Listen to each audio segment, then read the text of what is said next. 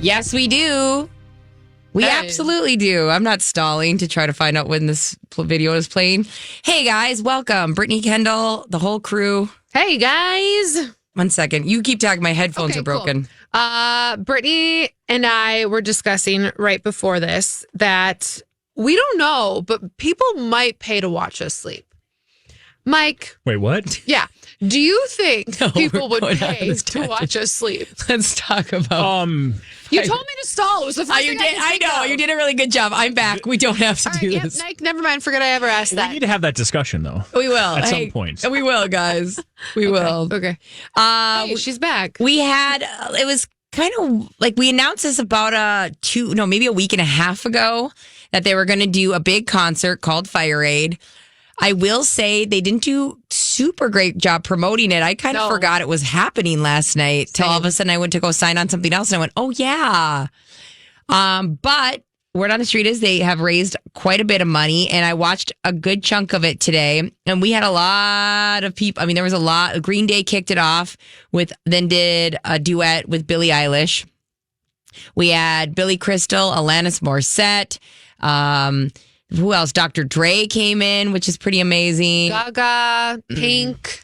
And Lady Gaga, unfortunately, I forgot to put the time that I should start this song, but she did debut what we're guessing is a new song off of her new album, Mayhem. Do you guys want to listen to it? We might have to work together on finding the spot. I've been working on it, so I think we've got her ready to go. All right, let's hear it. Time is a healer. It is.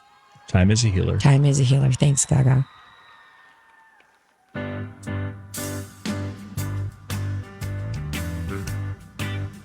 All I Need Is Time is the song, by the way.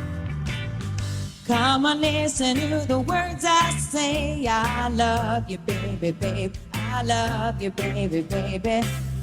You've been putting up with harder days. Don't worry, baby, babe. Don't worry, baby, baby. Wish that God could find a different way to remind me what it's like to pray. Wish that I could turn the storm around. If I can, I'll find a different way. All I need is time. All I need is time. All right. What do we think? I know. This isn't the new song. This isn't a new song. You don't think so? This was Gladys Knight and the Pips sang this song back in the 70s. This is definitely not a new song. It sounds a lot like All You Need Is Love. Yeah. Was my thought, like the same kind Are of you guys sure vibe. I'm pretty positive. I think there may have been another song she performed later, perhaps. I don't know. Oh, thank God, because I almost fell asleep. I know. I'm pretty sure. So if this is Gaga's comeback, Maybe it is, but I don't know because when I watched it, she played 2 songs in a row and then this one, and I thought this was her last one, and I was like, I don't want to hear this. I'll listen to it on the show. I hope it's not. That's all I can say. Hey, it's for charity though. Because someone says that she does an emotional rendition of All I Need Is Time. It almost makes it seem like it's her take on it. It'd be a lot better maybe if you were there in person or you were experiencing the concert live, but from a second source, without visuals. It was written with her and her fiance. Oh, okay. I stand corrected. And I think, that's what's funny is it does sound like another song that where I go, ooh, is that? So when we started listening to it, I went, ooh, I don't know. I hope Mike's right. It's not. Yeah, Lady Gaga debuts new song, All I Need Is Time, co-written with fiance during Fire Aid concert finale. I apologize. That's okay. No, I want you to not, because I want you to be right. We both want you to be right. Yeah. But unfortunately, that is her new song. And she didn't mention Mayhem. Yeah, I was going to say, she said it's a newer song. She didn't say it's on her new album. No. And it would have been really, really, really tacky if she was like, this will be on my new album, everyone. Because she literally played Shallow and then one other song. I forget which one, but it was like one of Lady Gaga's classics. And then this one, she said, I wrote this with my fiance, the love of my life. And it's about time and that's all we need. And this is why it's perfect. So she didn't mention it, but a lot of people are implying that like this must be one of the new songs because it would be so it would have been tacky had she been like Mayhem, which is coming out in, March. Mm-hmm. So when hopefully you all have a house. No. Maybe 2028 of March. Yeah, it was a lot of great performances. In general, the concert looked great. Yeah, John Mayer was there. There was just like a lot of names, a lot of people. I guess it was a pretty penny for the tickets to go, which helped raise a lot of money. So hopefully, yeah. I think Olivia Rodrigo also performed. I watched quite a bit of it today. So very cool. You can stream that on Peacock if you'd like. Okay. Oh, nice. I fast forward a little bit because I was hoping we were going to get that Gaga just like, now she's hitting it. Yeah, now she's getting after it. She never did. Oh, no. We were so excited. We both went, huh? I know. I was excited too. And tell me more. Don't. Mm-hmm. Reese Witherspoon had an interview lately where she said she has a fellow A-list star. She was talking to Will Ferrell and was like, I once screwed up and basically me and this person are no longer friends anymore. And she said, so this friend of mine who I didn't really know that well, but she was a very serious, proper actress. She asked me to give her an award. And she's like, I'd never been to that award ceremony, but I said, of course, I'll do this at the Reese Witherspoon, So I got up and I roasted her. And she goes, the tone of the gala was very like elegant, classy, very British. And Reese Witherspoon's like, and I remember, and she's like, and I at one point mentioned how we'd gotten laser hair removal together.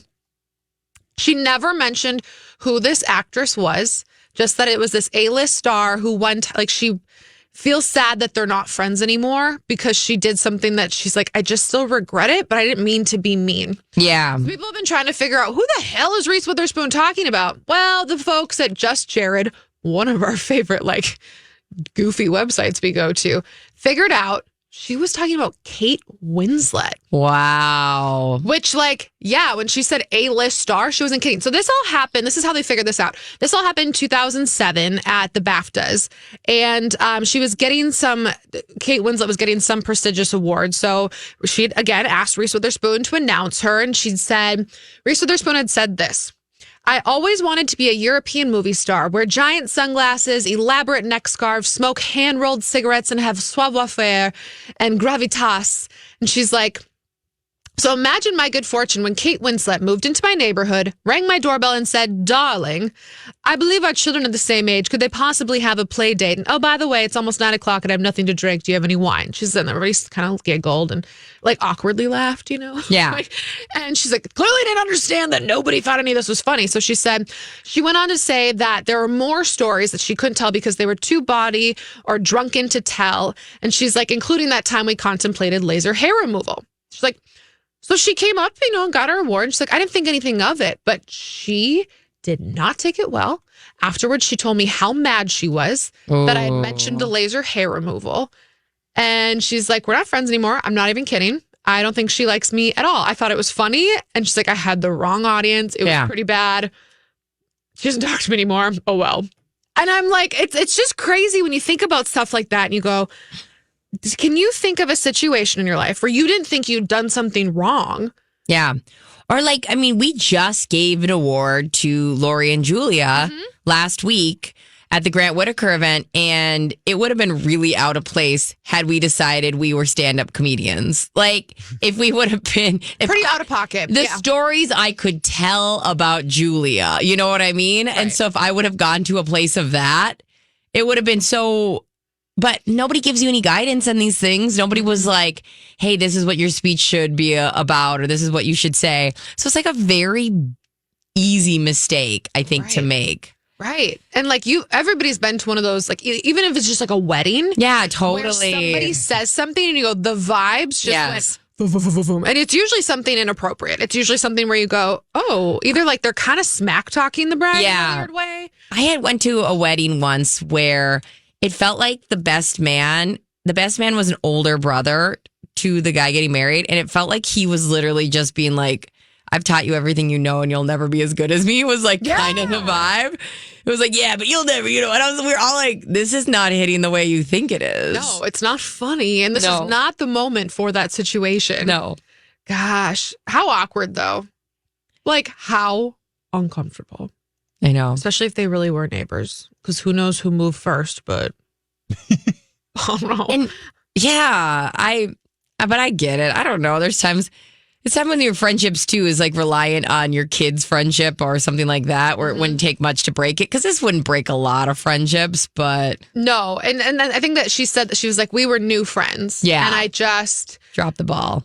I didn't realize that the upper crusties of British society did not want to hear about laser hair removal. Of all things, too. Not even getting it, just contemplating it. Look, what a weird thing to be really upset about, but everybody has their things. And maybe this was, Caitlin's like, this was my moment. This was supposed to be this moment I've worked my whole life for, and you just made fun of me.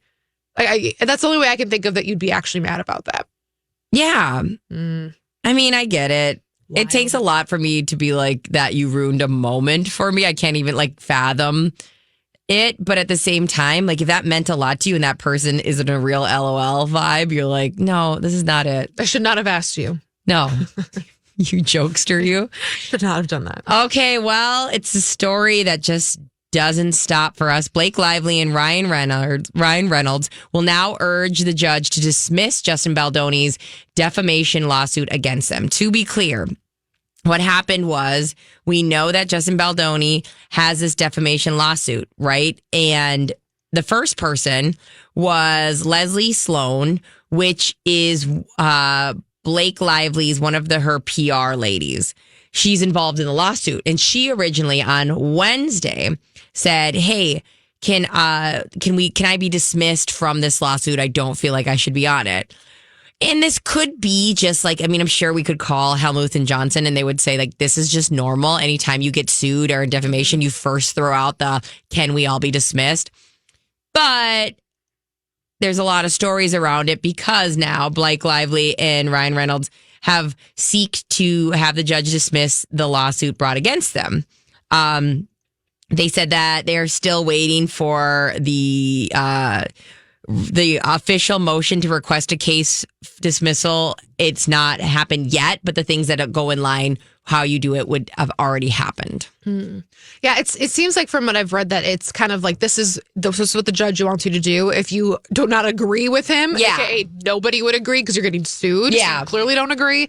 You have to file this one piece of paper. And so they're like, okay, yeah, filed, done. Yeah, and the case that never ends. It won't. And we have had a lot. I mean, it's funny. It's like we've in my time at My Talk, there's been a lot of stories that for some reason there's so much to be said. We talk so much in the office, and this has been one of them. I feel like every day it's something new, and everybody has like really strong opinions about it, or is like I still can't even decipher what's going on. Mm-hmm. And as part of this, too, that they are so active and they are talking so much because it feels like they had to take one of two tracks here. Either be the aggressor, be the one that's going out there trying to play this out in the public and change people's opinion, or sit back, wait, and then kind of come after them from the legal standpoint. And it feels like, because even this most recent voicemail, initially, I was under the impression that was Blake's people. But no, that was Ryan's people who dropped that. Or excuse me, that was Justin's people who dropped that because, again, they were like, oh, this proves our case, which, again, you can listen to either side of it because both sides think it proved their case. But it is just interesting. They're the aggressors. They're the ones that are constantly talking. And Blake and Ryan are just kind of sitting back waiting. And this is the first legal action we've been seeing from them in response. And a lot of times in these worlds, my friends and family will come kind of give me like the elevator pitch of like what's happening here. Mm-hmm. And you can't. Like Grant just came by from Lori and Julia.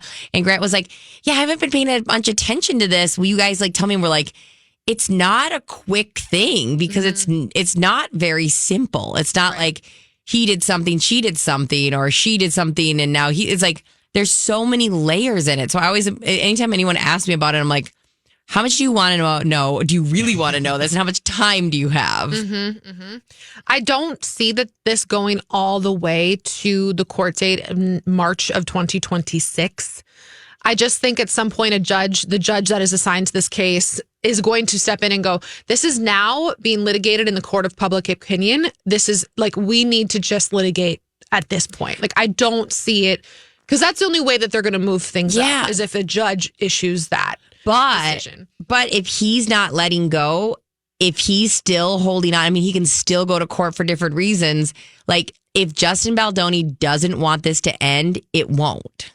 And that's the realization I came to yesterday. You may remember we were sitting there talking the double wide. This is the first time I've always said this is going to settle. It's going to be anticlimactic. We're never going to hear it. There's NDAs and DNA is going to be signed, and we're going to be like, never going to hear this again.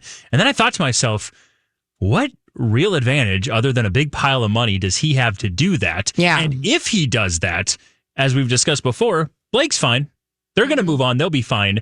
Everything he believes in, everything that he's built his career around is gone if he doesn't get resolution in this case. And that's why I'm now kind of on the camp of this might go all the way. Wow. We might actually have to see something because, like you said, I don't think he has any incentive to back down except dollar signs. And like you said, like if you take that money, I don't know where you go from when your whole career is built on these projects. I think, and I'm trying to remember, I just call my husband. He'd love that if I just called him on air. But I believe it's called a continuance. I know that they can, if you're not ready for your court date, they know they can move it backwards and it's called a continuance. But I think a judge can file that to move things forward. That's what I'm saying, is that they don't want to settle, but it's getting settled in the court of public opinion. So a judge will step in and go, we're actually going to move this entire thing forward. Yeah, I could see that for sure. Move it up to like, July of this year. This is going to be a wild court case because they're both going to be digging and digging. It's, I don't know what I want because a part of me is like, this isn't, it's not that it's not our business. It's just not court worthy, a lot of this stuff. And I can be proven wrong and I have no problem going, oh, I was wrong. Like this is actually whatever. But the things I've seen, I go, oh, this is a case of two people not liking each other and then reading into things retroactively. Right. It's wild. I want to be on that jury. I want to be just the fly in the wall. I want to be in that room. That would be so fun. This will replace my Taylor Swift Eras Tour live. Yes. We'll just have this on in the double wide. Yeah, that's what we used to do during the Amber Heard cases. Lo J would just pull it up and we just listen to it all day. Oh God, I know. Oh, I used to get home and Sarah had the live feed. She'd give me the recap of what happened that day, and I'm like, man, I want that again. Yeah. It was, it's pretty entertaining, unfortunately, for my taste. Hey guys, Kaya Gerber, I think she's actually moving on. All right. How shocking. If you remember, Kaya Gerber and Austin Butler broke up. Mike called this, I don't know, when did you call this? Like a couple weeks before it actually happened? Yes, we did. That's right. Said it was about time for that to end. That publicationship, done. Scratch that itch. On to the next. On to the next, possibly. So she was out partying in LA with Louis Pullman. It was his 32nd birthday. They were at some joint that, I don't know, famous people partying. Anyway, it was supposed to be kind of a low-key situation. Like, people weren't really supposed to know that she was there. But anonymous sources, of course, told all of our famous anonymous source rags that they were. There was no kissing, but they seemed pretty cozy. And that since there's no, like, it's kind of fuzzy when Kaya Gerber and Austin Butler actually broke up, there's also no idea when these guys have been together because several sources are saying that they've been spending time together for the last few weeks. And if you remember, right, we talked about Kaya Gerber and Austin Butler right around the holidays because she was like partying in Mexico or something. So you're bringing the idea, was there timeline overlaps? Right. Was there? Possibly. Well, timeline overlaps and cheating only pertains to relationships that are real. Oh my! I think you're wrong, though. I think if I sign a contract for a publicationship, that guy better not be out there making me look like a fool. Like, I think it still applies. But I feel like it ended around around the holidays. Yeah. And by the way, Louis Pullman, who people might be like, oh, Louis Pullman, name sounds familiar. Bill Pullman's son. He played Bob in Top Gun Maverick. That's the movie most people saw him in. He is about to be one of the stars of Thunderbolts, the big Marvel movie that comes out that we're going to get our first look at during the Super Bowl. That happens in May. He's also the star of a movie called Thelma, starring a bunch of people like Kathy Bates and John Malkovich and others. So it's almost like this guy who we've seen in a couple smaller roles. He's also in Lessons in Chemistry, by the way.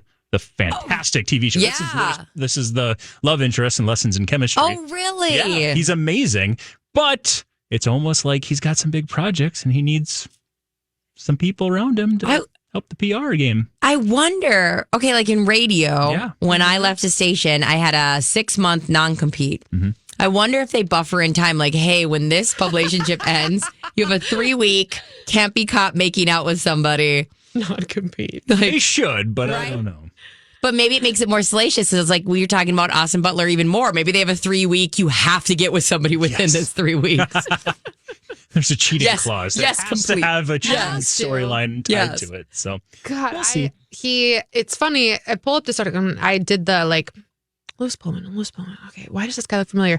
And then you pull up his dad and you go, oh God, yeah, it's like his little doppelganger. we will not go quietly into the night. We will not vanish without a fight. Independence Day, of course. That's He really was the cute because president. I was thinking about Casper, Oh, that's cute. the friendly ghost. Hmm. Yeah. Doesn't everybody think of Casper when they think? Of Bill Pullman? No. I think of Independence Day. Okay. Devin Sawa. That was Casper. Oh, nice. We all had big crushes on him. That was who he was? Devin Sawa. Yeah. The human version. up. Yeah. You didn't know that? Whenever I mention this, we get like 3 emails that go, Devin Sawa was also my biggest crush. Yeah. Devin Sawa was my crush, my friend Jamie's crush. We talk about Devin Sawa on the regular. Literally every girl in the world just paused the movie during the slow dance scene. Yeah. Devin Sawa was everything. Oh my God. It was like the guy who played the cat in Hocus Pocus. Yes. He's on this Thackeray Binks. He's Yeah, only in the Thackeray, movie for yes. like 2 seconds, but like everybody Everyone was had a like, huge crush. I know. We were hard up. so He's hot. Junior Floyd from The Little Giants. Yeah. That explains so much. I had no idea. Yeah. He's in the Little Giants too. Yes. Icebox falls for him. Yeah. Yes. Why wouldn't she? You know, why wouldn't she? He was, attractive. I will say this also. I just want to put on our radar because we didn't talk about this during Hot to Go last time. Yeah. Just be ready.